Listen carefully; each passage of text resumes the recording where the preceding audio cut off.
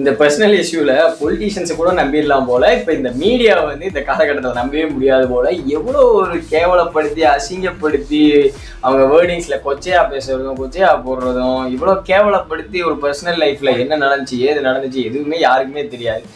அதை போட்டு இவ்வளோ வந்து டிஃபேம் பண்ணணும்னு என்ன அவசியம்னு தெரியல மீடியாவுக்கு. இன்னொரு சைடு பார்த்தோம்னா சோஷியல் மீடியாவில் ரெண்டு சைடு.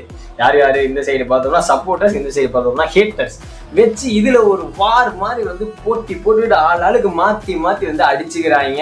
இந்த மாதிரி சப்போர்ட் பண்ணுறியே, உங்கள் வீட்டில் நடந்தால் பிரச்சனை இல்லையா அப்படி இப்படின்னு சொல்லி. அது வீட்டு பிரச்சனைடா. முதல் பர்சனல் இஷ்யூனா என்ன? அவங்க ரெண்டு பேர்த்து லைஃப்குள்ளே என்னென்னமோ நடந்திருக்கும். ஒரு 27-28 வருஷத்தில் என்னென்னமோ நடந்திருக்கும். ஸோ வந்துட்டு இவங்க ரெண்டு பேர்த்து ஸ்டாண்டுமே நம்ம எடுக்கணும்னு அவசியமே கிடையாது. இதை பற்றி வந்து ஒரு இவ்வளோ தூரம் இந்த பேச்சு பேசணுமே அவசியம் கிடையாது. ஸோ இந்த சைட்லேருந்து என்ன சொல்கிறாங்க, ஐயோ என்னப்பா இப்படி இருக்காரு, ஒரு தனி மனித ஒழுக்கம் இல்லை, எப்படி பர்சனல் லைஃபே பார்த்துக்க தெரியல, எப்படி வந்து பாலிடிக்ஸ் வந்து பார்த்துக்குவாரு அப்படி இப்படின்னு என்னென்னமோ சொல்கிறாங்க. ஒரு 28 இயர்ஸ் வந்து இந்த மாதிரி வந்து ஒரு மேரேஜ் லைஃப்பில் இருக்கிறவங்க இந்த மாதிரி மீடியா பர்சன்ஸு, அதுவும் வந்து அவங்களுக்கு வேலை எவ்வளோ இருக்கும், எப்படி சுற்றிக்கிட்டே இருப்பாங்க, அவங்களுக்குள்ள எவ்வளவோ பிரச்சனைகள் இருக்கும், எவ்வளவோ சண்டைகள் இருக்கும், மிஸ் அண்டர்ஸ்டாண்டிங்ஸ் இருக்கும், எல்லா ஆக்டர்ஸ் கூடயும் வந்து பஞ்சாயத்து இருக்கும். உங்களுக்கு என்ன தெரியும்? லைஃப்பில் போய் வாழ்ந்துருக்கீங்களா, இல்லை வந்து இதுதான் வந்து உண்மைன்னு எந்த அளவுக்கு வந்து உங்களுக்கு தெரியும்? கமெண்ட்ல போனால் அவ்வளோ அசிங்கம், அவ்வளோ வன்மமாக பேசுகிறாங்க. அப்படி என்ன அந்த மனுஷன் வந்து பண்ணிட்டாருன்னு இவ்வளோ வன்மத்தை இவ்வளோ கிளப்பிட்டு அவ்வளோ வந்து பேசுகிற அளவுக்கு இப்போ வந்து என்ன பண்ணிட்டார் அவரு? பட் வந்து அவரோட பர்சனல் லைஃப் தெரியுமா, அவர் என்ன பண்ணாரு, எதுவுமே தெரியாது.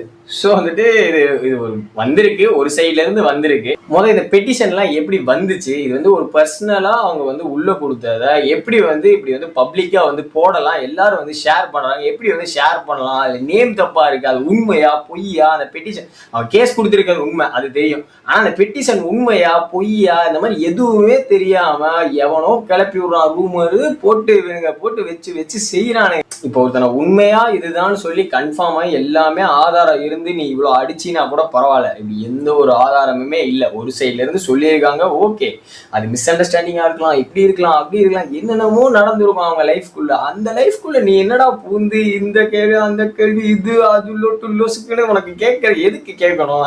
நமக்கு அதுக்கு ஏதாவது சம்பந்தம் இருக்கா? நமக்கு அவங்கள தெரியுமா? உங்க உறவா? வந்து ஒரு பொதுமக்களை வந்து அந்த பிரச்சனையில இருந்தாதான் அது உங்களோட பிரச்சனை, நீங்க எடுத்து வந்து பேசணும். ஸோ அவங்க குடும்ப பிரச்சனையில வந்து யாருமே எடுத்து பேசுறதுக்கு ஒரு இதே கிடையாது. ஏன்னா ஃபுல் ஸ்டோரி, அது ஒரு பெரிய ஒரு கதை, அதுக்குள்ள நிறைய நடந்திருக்கும், நிறைய மிஸ் அண்டர்ஸ்டாண்டிங் இருக்கும். இதுல எதுவுமே தெரியாம ஒரு லவ்வர்ஸ் ரெண்டு பேத்துக்கு இடையில ஒரு சண்டை இருந்தாலே உள்ள போக கூடாதுங்கிற அளவுக்கு வந்துட்டு அவங்களுக்குள்ள 1000 இருக்கும். 3ஆம் மனசு எதுக்குன்னு சொல்லுவாங்க.